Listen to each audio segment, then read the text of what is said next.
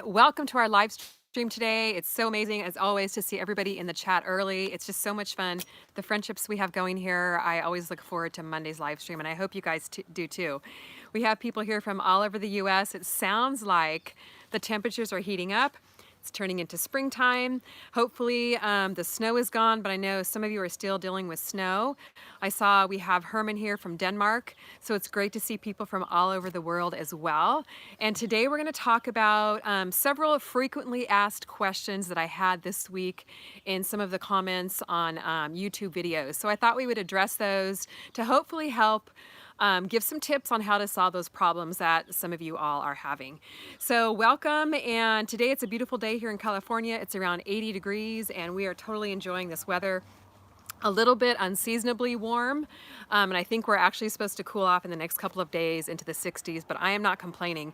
You can see the hill behind me is absolutely bursting into bloom. The nasturtiums are loving the warm weather, and I've got some poppies up in there somewhere. And look, here comes Mac down here, guys.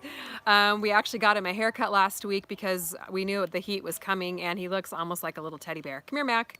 Come on down. Can you guys see him there? So it's always fun. It's always so much fun to have him out here with me in the garden. And I swear he knows when the camera is on because he really does love to play to the camera. So what I want to do first off the bat is read the viewer of the week. If you guys follow me here on the live stream, you know that every week I choose a comment that really inspired me and encouraged me, and that person is the viewer of the week. So this week, the person with viewer of the week is Malia Hudson, and she made a video, or she made a comment on the weekend video that we posted, I believe on Saturday it was, on prepping your garden bed. And Malia says, "Hi CaliKim, this year I'm prepping a regular garden bed and a raised bed of 4x4, 4 foot by 4 foot. I used to watch your videos in 2016 while doing my first garden. I ended up with 6 beautiful tomato plants, a basil, and 2 strawberry plants. Unfortunately, at the end of August, I had a brain aneurysm and I couldn't enjoy the fruits of my labor. But this year I am finally ready to try again, so thank you for the prep videos. I will definitely be watching and following along with you in the rest of the garden. I'm so grateful to get back in the garden and pass this legacy on to my own children." So Malia, first of all, I'm super thankful that you are okay. That must have been so scary to have a brain aneurysm. And I'm so excited that you are back into the gardening swing of things after your health issues, and that the garden prep videos are helping, and that you're super excited to pass the legacy on to your children. I love hearing that because I think gardening with kids is such an amazing, amazing thing. And I cannot wait to hear more about your garden, Malia. And I was so inspired by your comment that you're recovering and helping your kids that I want to give you a kids garden seed collection this week. So Malia, if you're out there watching, please email me at CaliKim@CaliKimGardenandHome.com, and I want to send you a free kids garden seed collection so you can get started gardening with your kids on me. So thank you so much, Malia. And you guys out there, if you are inspired in some way to grow your garden by our videos, or just have something that you'd like to share that's inspiring, please make a comment in one of our YouTube videos, and I'm going to be going through and looking for some inspiring comments, and you might get viewer of the week next week, or maybe some free seed collection or something of that sort sent to you. So thank you so much for sharing, Malia. I really, really appreciate it. Okay guys, I see there's lots and lots of comments in the chat here. So I will answer what I can in between the tips that I share. So it's flying by, and if you could please write question in front of your question to help me see your comments or your questions. And I want to thank Everything Sunflowers and More, of course. She's here every week moderating for us. Welcome back this week. Actually, she was sick last week, but she's here back again with us today, and she's doing an amazing job moderating for us here in the live stream. Okay. First question I had this week on the YouTube videos, and I think this is a question that a lot of people have because I've seen a lot flying back and forth in the chat. And this question came from Joe's Fish Room, and I believe he left it on the garden prep video that we posted on Saturday. And Joe's Fish Room says, any tips for people that started their seedlings too early? So if you are out there and you started your seedlings too early, raise your hand high, because I always do the same thing. I have lots of plants for my garden. I plant a lot of seeds indoors, and then I don't have time to plant them outside, or the weather's not right to plant them outside at the time that they really need to be planted outside. And so things maybe don't go so well for those particular seedlings. So if you guys are out there and you've made that same problem, or you have that same problem, made that same mistake, pop a comment here in the chat and let me know that I'm not alone. So Joe, you're definitely not alone. In fact, these seeds here, or these little pea plants, I started early. I started these on the 9th of February, which is what, about 6 or 8, almost 8 weeks ago, not quite 8 weeks ago. And you can see they're kind of starting to dry up from the bottom. So these really should have been transplanted outside maybe 2 or 3 weeks ago. Yeah, I see a lot of you, things flying by. Oka, Skiers, does that all the time. I have from Irene, a lot of people saying that they have made the same mistake or just not been able to get their seedlings planted outside. So a couple little tips. If you have gotten your seedlings started a little bit too early, maybe the frost is not gone, or maybe you have a late frost or a late cold spell like we have here in California. A couple of things you can do is, first of all, you can definitely transplant your indoor seedlings into a larger container. This tomato seedling here, I think this might have been started about maybe 8 weeks ago too, but it is starting to outgrow the container. There's some roots coming out the bottom. It's just getting a little bit large for this container here. So a couple things you can do is just transplant them into a larger container to buy yourself a little bit of time.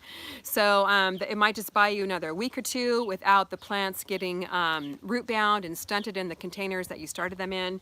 So you can definitely up pot them. And this one is the same variety actually as the one that I had, that I just showed you, but it's been transplanted into a larger container. So this actually is a little handy dandy Smart Pots transplanter. The sides peel away on this, and that way it makes it easier for you to remove the plant from the pot and put it in the soil. But look at how much bigger this is. These were started at about the same time. In fact, this seedling, you might remember from one of the videos, the spring garden videos, they were all in the same little peat pellet, and I split them apart and transplanted one in a larger container and one in a smaller container, and look how much more this one has grown. So definitely you can transplant your seedlings into a larger container to give them just a little bit more space. So definitely try that. Now some seedlings, like peas, don't necessarily like to be transplanted. They don't like their roots disturbed. So what I would definitely recommend doing for seedlings like that is just start some new seeds. With peas, with squash, with cucumbers, they grow so fast. So if it's not quite the right temperature to get them planted outside, just start some new seeds. So I did start some new pea seedlings. These were started on March the 18th. So about 3 weeks ago, 2 or 3 weeks ago, and these will be going out in the garden very soon. And most likely these ones will be going into the compost pile, because I don't think they're gonna do too well. They're just not looking so hot right now. So transplant your seedlings into a larger container if you started them too early. The other thing you can do is, depending on the type of seedling that you're growing, you can go ahead and get them outside in the garden, as long as you're not expecting like a super hard frost or something like that.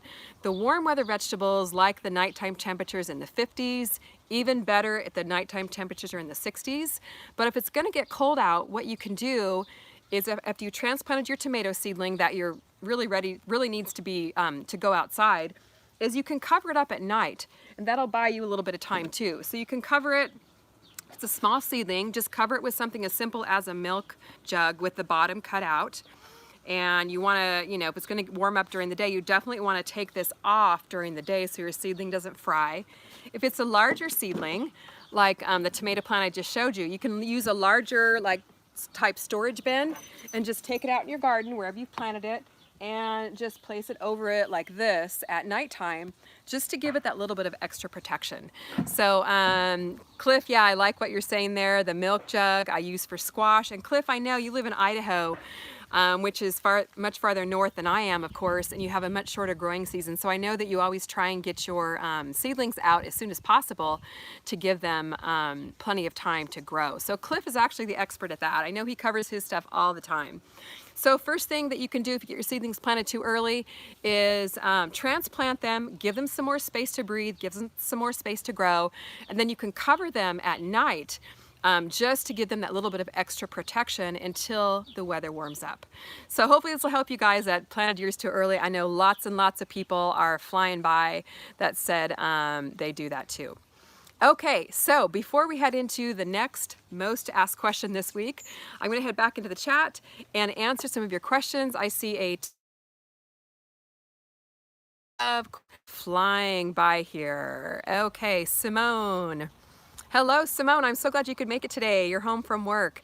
My beefsteak tomato that will win the challenge. Haha, going to be transplanted soon. That's awesome, Simone. I am really glad that you are joining in the beefsteak tomato challenge. And for those of you that don't know what Simone is talking about, last year, Gary over at the Rusted Garden and myself had a little competition, a little friendly competition to see who could grow the largest beefsteak tomato. And we're doing it again this year. We're also including in the official challenge, we're including Gary, myself, and then Jess from Roots and Refuge, but we're also opening it up to viewers to participate in that as well. So there's going to be some guidelines posted over on the Gardening Coast to Coast Facebook group, and Gary will be posting those this week. And if you guys aren't a member of that group, please go over to Facebook and join that group. A lot of great information, tips, garden support flying around over there, and that's where you'll find all the information about the Giant Beefsteak Tomato Challenge. So Simone, I'm glad you already have yours started. Okay, that's awesome. A lot of you are already in the competition. Sandra from Chicago, Pat Sella, hi, how are you on today? So it's wonderful to see so many people on the live stream today and excited about the beefsteak competition. Okay, hi Andrea from Denmark. What constitutes a hard frost? Okay, great question, Andrea. We pretty much here in California only get light frost, and that's where it dips down very briefly to freezing, which for us in Fahrenheit is 32 Fahrenheit. I believe Celsius is 0 degrees freezing, I think. So if it just kind of dips down briefly and then goes back up above 32, that is a light frost. A hard frost is where it stays down into freezing for 2 or 3 hours. And that's gonna do a lot of damage to your warm weather vegetables and some of your frost sensitive plants. So a lot of plants, a lot of the cool weather vegetables will tolerate a light frost. The peas are one of them. A lot of times if your peas are pretty well established like this, you can go ahead and get them planted out in your garden. They'll take a light frost. Lettuce also takes a light frost. Broccoli, cauliflower, kale is super hardy. So a lot of your cool weather vegetables will take a light frost, and some will even take a hard frost. So hopefully that helps know the difference between those two, because I know those terms get thrown around a lot. So hopefully that will help. Okay, hard frost below 29 is my suggestion. Okay, thank you so much, Cliff.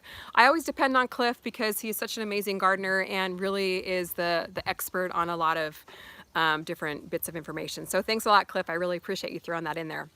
Okay, let's see if there's any more questions. How to get rid of fungus gnats from potting soil bought from the garden center. From Samantha. Okay, that is so frustrating when you bring home this beautiful new bag of potting mix, open it up, and there you go, you have fungus gnats. So a couple of different things you can do. You can actually sterilize your potting mix by pouring boiling water over it. And if you want a video on how to do this, Gary at the Rusted Garden did a video on that not too long ago. And it worked very well for him. You can also sterilize it by putting it in the oven on a cookie sheet, and I'm not sure exactly what temperature you bake it at, but you can check his video for all the details. But you definitely want to do whatever you can to avoid fungus gnats in your potting mix, because you don't want those little pesky creatures flying around your house and making your plants all eating up your plants. Okay, let's see if there's another question here. Braden, are all tomatoes edible? My uncle has been them growing wild and he's too scared to eat them. As I have never seen a tomato in the wild before. I have volunteers that grow in my garden from seeds that tomatoes that I have planted. But all the tomatoes I've grown in my garden are edible. I can't say all tomatoes in the whole world are edible. If it's something that he finds out in the, out in the forest or whatever, he may want to check it out. But as far as I know, most tomatoes are edible. Okay, one more question here, and then we'll head back to the next question of the week. Let's see, question. I've been thinking about, this is from Charles. I've been thinking about drip irrigation for my pots and flower beds. Do you have any suggestions? I highly recommend drip irrigation. It's really so much easier to install than you think it might be, and it saves you so much time and so much water, and you can go away on vacation and you don't have to worry about it. So Charles, highly recommend it. What you can do is check out my drip irrigation playlist. And when you have questions like that, it's always a good idea to go back and search my channel, because I do try and organize things into playlists to make it easier for you to find, and that way you can get answers to your questions right away. But that playlist has how to install drip irrigation in containers, in garden beds, how to install a timer for your drip irrigation system, and a lot of information about drip irrigation. So highly recommended, Charles. Check out the drip irrigation playlist. Okay, next question of the week. And this is a question about mulch. Okay, guys, you guys know I like to use mulch on my garden beds, and I know a lot of you do too. So this person, DS, asked the question, do you have any opinion on using cardboard for mulch? Is it good to use, or should I buy plastic? Okay, when I am talking about mulch, just in case some of you might be new to this, what I mean is a couple inch layer of organic material that you put on top of your garden beds. So typically I like to use shredded leaves. If you don't have shredded leaves, you can use straw, you can use wood chips. But mulch serves the purpose of not only adding organic matter to your soil, which is always a good thing, helps enrich your garden beds, breaks down over time, helps aerate the soil, but it also, what I love it for here in California, because we get so much hot weather, is it protects your plants from the heat. It will also protect your plants from the cold. So whenever you can mulch and not have bare soil on your garden beds or containers, it's always a good thing. So as far as cardboard goes, I've never used cardboard on top of my garden beds. What I like to do with cardboard is line, like if you have a raised bed, you can line the bottom of your raised bed with cardboard to help block the weeds, and then fill it with soil. I also will use cardboard on some of my walkways before I lay down like a layer of wood chips, again, to block the weeds. So that's the main thing I use cardboard for. I wouldn't necessarily recommend using cardboard on top of your garden beds. And I wouldn't recommend using plastic, just because plastic heats up so much. If you want to use some type of solid material, you might want to try something like a landscape fabric that is more aerated and will also allow air into your soil and into the roots of your plants. I know a lot of people like to do that to block the weeds out. So I would definitely recommend trying one of those things. So right here I've got my nice little bucket of shredded leaves. I collect shredded leaves in the fall, and I have a couple friends who collect them for me. And what I like to do is just grab a handful of shredded leaves and mulch my garden bed here. Pretend I have a plant here planted and mulch it with a couple inches of mulch. You can spread that all over the garden beds. Or just around your plants, depending on how much mulch you have. So if you don't have shredded leaves, you can pick up straw, bales of straw pretty inexpensively, and use straw. Just spread that over your garden bed. I know a lot of people do like to use wood chips. And then once you're ready to plant, you can even mulch your garden beds with that over the winter time. Once you're ready to plant, just move the mulch back. Like you guys saw in my video on Saturday, I was removing the mulch so that I can go ahead and get my vegetables planted right back here. And then you can replace it once your plants are in and you're ready to have that good water retention, or if you're mulching to help protect it from the cold. So hopefully that helped answer your question, DS. Thank you so much for leaving that comment on the weekend video, and I would love to hear what you guys in the chat here like to mulch with. If you've had any success with any particular materials or not. Maybe if you've used landscape fabric before, how that's worked for you. or any other materials that you've used for mulch. And if someone has used cardboard on their garden beds on top, let me know. I've never tried that before, and I just like to use things that give a little bit more aeration to the soil and that break down a little bit quicker. Okay, Nisha, how are you? Question, what type of mulch to use for a lemon plant? I would use the same type that I just mentioned, either the shredded leaves, the straw, some wood chips. That's pretty much what I use for just about everything. So it doesn't matter if it's a container or an in-ground garden, whatever you can find, organic material to mulch the top of your garden beds or containers, that would work just fine. Okay, let's see here. Any other questions in the chat? Can you use grass clippings? Ricky, great question. I personally don't really like to use grass clippings because I have really bad grass in my yard and it's full of tons and tons of weeds, and I don't want the weed seeds getting down into my garden beds. And you also do want to make sure, if you're an organic gardener, you want to make sure that your grass isn't sprayed with like a weed and feed or something that's not organic.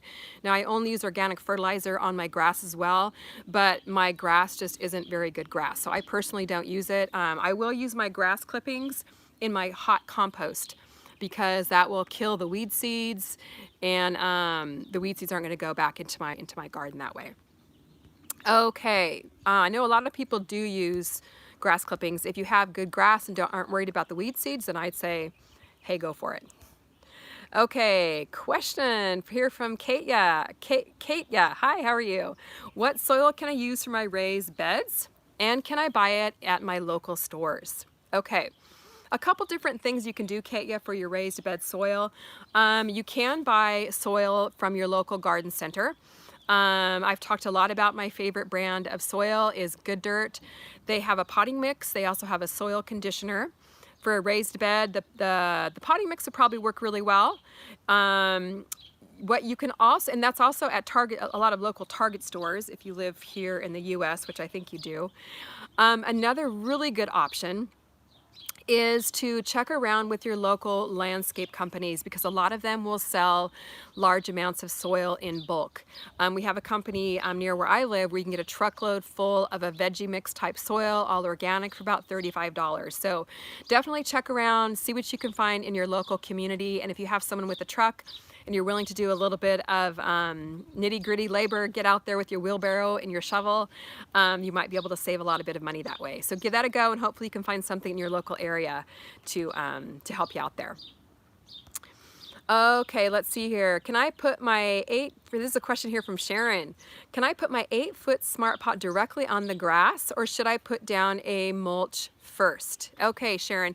Yes, you can put your smart pots wherever you want. As far as putting it right on top of grass, that's absolutely fine. What you might want to do though is, like I just mentioned, I like to do on my walkways and on the bottom of my raised beds, is lay down some cardboard underneath it. That way you're not going to have to worry about grass growing up through the smart pots and invading your plants there. So that'll help it. You know, some grass and weeds might make it through, but that'll definitely help block it and help protect your plants from all those nasty weeds that like to invade. Okay, East Mesa Urban Homestead. How to protect my strawberries in the summer Mesa, Arizona heat. I know you get super hot down there in Mesa, Arizona, and strawberries do pretty well in temperatures up to about 85 degrees. But once it gets hotter than that, they really don't like to produce too well. And we get pretty hot here in California. So what I like to do when it gets above 85 is just drape some shade cloth over my strawberry. I have them in crate towers. I don't know how you're growing yours, but if you have them growing in the ground, you can stick a couple of stakes in your garden bed and then just drape it over with a shade cloth. I think I might have a link in the video description to a shade cloth that's like a 40% block, so it still will allow some sunlight through, but it'll protect your strawberries from getting completely cooked and fried in the heat. Now, don't expect to get tons of production out of them if it gets above 85, 90 degrees, but the shade cloth should at least help keep them alive, and of course make sure that they're getting plenty of water and you're fertilizing them regularly as well. Okay, so let's head back here and talk about question number 3 from the frequently asked questions this week. And I know this is one that a lot of people have. This is probably the question I get asked the most, hands down, of any other questions, whether it's on YouTube, Instagram, Facebook, or here on the live chat. Okay, question here from Erica. Hi Kim, you're terrific. New to channel and gardening. I have 3 4x4 raised garden beds, and live in the Central Valley, California. Question, I don't have drip irrigation. So how often should I water the garden? Okay guys, this is a hard question to answer because there's no hard and fast rule for how often you should water. It depends on a lot of different things. If it's hot where you live, if it's cold where you live, if you've gotten a lot of rain recently, what type of soil you have, that's all going to affect how often you water. But there are a couple of things you can do that will help you determine when you should water your plants. The first thing I say is make sure you're checking your garden every day, every other day, and just really are in tune with what's going on outside in your garden. The second thing is you want to check your soil to see if it actually needs water, because the #1 mistake that gardeners make is they water their plants too much, and then they might get yellow and kind of not look so great. So we think something's wrong, so we water it all that much more. So always check your plants. Always check your soil to see if it needs watered. A couple different things you can do. If you have a moisture meter, this is a moisture meter right here. It has a long little stick here. It's probably about 18 inches long. You can put this right into your soil to see how moist the soil is down at the bottom. So this is a super handy tool I use all the time, and especially in my containers. And I'll put a link in the video description on where you can pick one up over on Amazon. But if you don't have one, just use your finger as a moisture meter. So check your containers, check your soil, and I'm gonna just show you here in this little container. Isn't this adorable, you guys? This is my Tiny Tim tomato plant. I have several of them growing here in my 5-gallon CaliKim Smart Pots, and the tomatoes are starting to get red. This is a wonderful plant. It's a couple foot tall dwarf tomato plant. But you can see here the soil looks a little bit dry on the top. So what I'm gonna do is check it to see if it needs water. I'm gonna put my finger, my little moisture meter right here, hopefully I'm angling my phone here so you guys can see it, into the soil. I'm gonna put it in as far as I can, and then see if it feels wet or if it feels dry. It does feel actually a little bit damp in the hole, and it looks damp. It's actually pretty dry. It's not like super wet. So I would say I'm gonna go ahead and water this plant because I don't want it to completely dry out. I want it to have the moisture it needs before it starts to wilt and starts to really get stressed out. So definitely check your plants, see if it needs water, and you're gonna kind of get to know. It's a little bit of a trial and error, but you'll know, like the temperature today is 80 degrees. My plants are gonna dry out a whole lot quicker. So I'm gonna walk around and check things and then adjust my watering according to the temperature or the amount of rain that I'm receiving. So just the biggest thing you can do is really be in tune with your garden and the temperature outside. The other thing to look for also is how light or heavy does the pot feel? Let me actually grab this pot here. Obviously you can't do this with your garden beds, but I can pick this up and see that it has a pretty good weight to it, which means that it has a good amount of moisture content. So, and if you can see here, the soil, I don't know if you guys can see this, but the soil actually does look pretty wet. And if I stick my finger in here, the soil is very wet. I think I watered this plant yesterday and it doesn't need water. So a couple things you can look for is the moisture level in the soil, and also how light or heavy your containers are or your little seedling trays are. So with a little bit of trial and error, you guys will soon be watering your gardens like a pro. And I do have a video on that also that you can check out. Hopefully Christy will be able to pop that video in the chat. I think it's called Watering in the Summer Heat. When to water, how often to water, and how to water. So watering can be a little bit tricky, but you guys will get it down the more that you practice and get used to your temperature and your temperature in your garden. Okay, Rick, hi, how are you? Great to have you here. I just use my finger to test if I need to water in the New Orleans area. It's almost every day in the summer months. Good point, Rick. It's going to be a lot more often when it's hot outside. So you need to adjust your watering schedule based on the temperature. Okay, so let me know, guys, in the chat here if you have any questions about watering. And I would also love to hear what you guys are planting and growing right now. I know a lot of people are really getting spring fever and are ready to get your garden planted. So if you haven't been following along with the spring garden series, I would highly encourage you to do that. We went all the way from starting seeds indoors, a lot of tips on watering and fertilizing your indoor seedlings. We also talked about transplanting. You can go back and watch all those videos. And then we just did a video on Saturday about how to prep your garden beds for planting, and this garden bed is all prepped and ready to go. And we're hoping to film a video this week on planting the vegetables in the garden bed. So stay tuned for those. And if you'd like to grow the same vegetables I'm growing, you definitely want to check out the seed collections on my website. I think I'm up to about 20 seed collections now, but the spring garden seed collection is one of my favorites because it has everything you need in here to grow a basic vegetable garden. There's 12 seed packets in here, and you can get started with your basic vegetable garden, and it's a lot of fun. A lot of us are growing together using the spring garden seed collection. So head over to check that out at CaliKimGardenandHome.com. And I really do appreciate all your support. We are a small business. This is my full-time job, and the seed collections and your support are really helping with that. So thank you so much for supporting our channel in that way. Okay, let's see here, guys, if there's any more questions in the chat. 20s in the 30s near Boone, North Carolina at night. Wow, still pretty cold there. So hopefully it will warm up very fast. Question here from Alina, I believe is how you say your name. Is it too late to plant seeds in Riverside, California? Okay, Alina, thank you so much for asking that question. That's probably the second most question I get asked. Is it too late to plant seeds?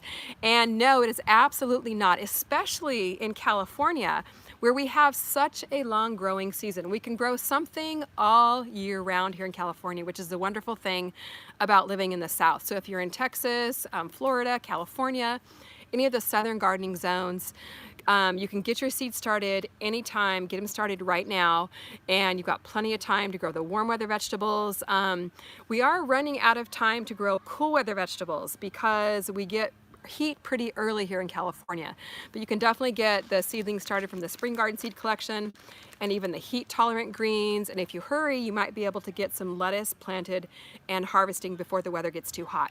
Now, if you're a northern gardener, you want to get your seeds started about 4 to 6 weeks before your last frost date. You can start them indoors, and then they'll be ready after they've grown indoors for a while to plant outside as soon as the weather warms up. So northern gardeners, get them started ASAP. Southern gardeners, get them started ASAP. Basically, now is the time, all right? If you want to grow veggies, definitely get them going. Okay, this is a great question. This question is probably the number 3 question from Kayakas. Sorry, I said your name wrong. Should I throw away leggy seedlings? Okay, leggy seedlings are what happens when your seedlings don't have enough direct overhead light. So first off is make sure you're growing your seedling tray, if you're growing them indoors, only about 2 inches from the light, because the seedlings will stretch to reach the light, and if they don't have enough light, they are going to get leggy, which means the stems are going to be thin and long, and they're just not going to be strong plants. So what I would definitely recommend doing is get some backup seedlings started. No guarantee that those seedlings are going to make it. Sometimes you can plant things deeper in the soil. Lettuce works really well that way. You can plant it deeper in the soil and to kind of help compensate for the legginess and give it some more support. But what I would definitely recommend doing is just starting over. Hang on to those leggy ones, but then start over with a fresh batch. That way you're insured of nice strong seedlings that will grow you a lot of vegetables. Okay, what are some ways I can keep raccoons away from my garden? Okay, that's a tough one. If anyone has experience with that, please let me know. I think raccoons can get into just about anything that that you can put over your garden beds. I don't think this little bin would stop a raccoon. We haven't had raccoons here for several years, so if anyone has experience with that, I would love to know as well. Play the radio, that might help too. Okay, does your dripper come from a single hose bib? This is a question from RH. I'm assuming you mean my drip irrigation. Okay, yes, we have only one hose bib for our entire garden. We actually looked into getting another one installed, but the way that our water is run, we'd have to run it all the way from the front yard, and it would have been really expensive to get one installed. So we have one hose bib up at the top of the hill right outside of our door. And basically what we do is we have a 4-zone or 3-zone drip irrigation timer, and everything runs out from there. And then I have a whole separate irrigation system for my containers. So definitely it is possible to install drip irrigation in a large garden from one hose bib. I'm living proof of that, and it's been working very well in our garden as well so far. Okay, let's see here. Cattle panel for the raccoons. Okay. They can chew into plastic. Yeah, they're pretty crazy. So, okay, question here from Joe Campbell. I have really bad soil where I live in Cameron Park, California. Lots of clay. Is there a depth to consider when digging and filling with soil? Okay. I started out my garden up here, Joe, with super heavy clay soil. I could barely dig into it. And when I first started, I did like a deep digging method where I dug down probably about 18 inches and worked in a lot of compost. I even worked in a lot of shredded leaves over several years. I've been gardening here on this hill for about 7 years now. And now the soil is definitely much looser, but it's taken several years. So I know a lot of people like the no-till method. Some people, like to dig into their soil. I tend to now dig into my soil only about 6 inches. So, do whatever method you believe in, but I worked in a good 6 inches of compost and shredded leaves to really help break up my heavy clay soil. The worm castings are great for that as well, to provide aeration to your soil. And then over the years, you'll see more worms come in, which will also break up your clay soil. I also mulch with leaves over the winter time, and the worms absolutely love that. It brings them in like crazy. Okay, let's see here. Sarah, I planted nasturtiums this year because you recommended them so highly. They're coming up nicely. I'm glad to see that, Sarah. The spring is a great time to plant nasturtiums while the weather's a little bit cooler. So they really like temperatures of about 80 degrees or under, and they're absolutely thriving behind me here. Okay, Shirley, question about acclimating. I'm in Arizona. Should I acclimate my tomatoes and bell peppers that are growing indoors before transplanting outside? Absolutely. That is one mistake a lot of people make, is they rush their plants outside before they're ready. So think about your indoor plants as like little babies learning to walk. You're not just gonna, toss them out there and let them walk on their own. You're gonna, guide them along. So you can go back and watch my acclimating indoor seedlings video for all the details, but all plants need to be acclimated from growing inside before you plant them out in the garden bed, because the sun is a lot stronger than grow lights. If you just pop them outside, they're not going to be ready, and most likely they will die. So you want to do that over like a week or so period of time. So check that video out for some more details. Okay, guys, we have time for 1 or 2 more questions before we sign off for the day. And I have a question here from Jamie. I'm in zone 6, Massachusetts. Is it too late for starting onions from seed, or can I do onion sets? If yes, how do I get good ones? Okay, what I would recommend, Jamie, because you are in a northern climate, is you could start some long day onions, which need really long days in order to mature, but you might be a little bit late in the growing season for that. In fact, Cliff, you could probably give some tips to this person too, since you live in a northern climate. The large onion bulbs take a long time to form, so you might not have quite enough time for that. But what I would recommend is planting bunching onions. I love bunching onions because they develop very quickly. They're like green onions. You don't really have to worry about thinning them because they like to grow in little bunches. Or you could pick up some onion sets. I've never personally grown onion sets, but I know you can get them at local hardware stores and from a lot of seed companies online. So you can check on that. Okay, one last question here. This is from Creative Courtney. When can you start summer vegetable seeds outside? When do you know when the weather is warm enough? I'm growing seeds under grow lights and want to know when it's safe to plant outside. Okay, for warm weather vegetables, transplants, you can plant them outdoors when the weather's in the 50s and 60s, like your tomatoes, your peppers, your cucumbers, 50s to 60s at nighttime. The nighttime temperatures are usually what's the problem. If you put them outside too early, you can definitely cover them up with a little storage bin or a milk jug like we talked about earlier in the video. But a lot of times they'll just kind of sit there and not do too much till the weather warms up. So, you know, when your nighttime temperatures warm up in the 50s and 60s, you can plant them outside. Once your nighttime temperatures are warm enough, you can also start seeds outside like squash, cucumbers, the peas. You can actually start very early because they're cool weather vegetables. But you can direct seed your cucumbers, squash, your tomatoes you could direct seed, but they take a little bit longer, so most people start from transplants.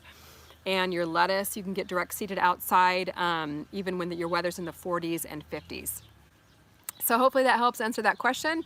We will have some more information on that coming out in the next couple of weeks in our video when we plant seeds outside. And oh, I gotta answer this last question here from Katrizia. My carrots won't germinate. I kept them under the lights for days now and kept the soil moist, but they won't germinate. Hang in there with the carrots, okay? Sometimes they'll take a couple of weeks to germinate. So if you have them inside, you know, maybe you might want to, you know, keep them covered with some kind of like a burlap or something like that to keep the moisture in, but they do take a little bit of time. I'm glad you're keeping the soil moist. That's absolutely the best thing to do, but hang in there and hopefully you'll see little seedlings poking through the soil real soon.